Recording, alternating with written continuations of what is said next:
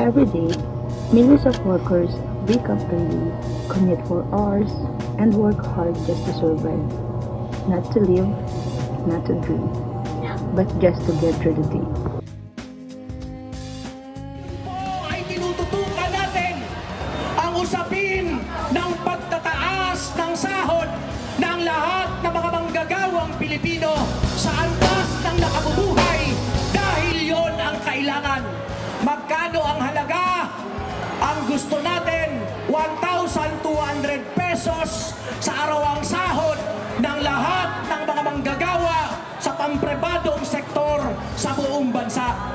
33,000 naman sa buwan ang sahod ng mga manggagawa sa pampublikong sektor.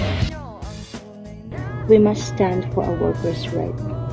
We must speak for those who are unheard. And we must support systems that protect workers and not exploit them. Workers don't ask for luxury. They ask for fairness. They ask for dignity. They ask for the right to live, not just survive. Kaya kung hindi ka pagalit, bakit? Once again, I'm Jenna Rondaraon, and my advocacy focuses minimum wage, dignity of work, and fairness.